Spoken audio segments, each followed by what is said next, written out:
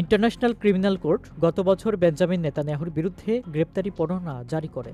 যুক্তরাষ্ট্রের president Donald Trump বৃহস্পতিবার সেই আইসিসির বিরুদ্ধে নিষেধাজ্ঞা জারির প্রশাসনিক নির্দেশে সই করেন। নির্দেশে বলা হয়েছে, মার্কিন যুক্তরাষ্ট্র ও ইসরায়েলের বিরুদ্ধে ভিত্তিহীন তদন্ত করা হয়। নির্দেশে বলা হয়েছে, ইসরায়েলের প্রধানমন্ত্রী নেতানিয়াহুর বিরুদ্ধে গ্রেপ্তারি পরোয়ানা জারি করে আইসিসি তাদের ক্ষমতার অপব্যবহার করেছে। মঙ্গলবার নেতানিয়াহুর সঙ্গে বৈঠক করেছেন ট্রাম্প। ২০২৩ সালের অক্টোবরে হামাস ইসরায়েল ঢুকে আক্রমণ করে। তারপর ইসরায়েল গাজায় আক্রমণ চালায়। হামাসকে সন্ত্রাসবাদী সংগঠন বলে ঘোষণা করেছে যুক্তরাষ্ট্র, জার্মানি, ইসরায়েল সহ বেশ কিছু দেশ।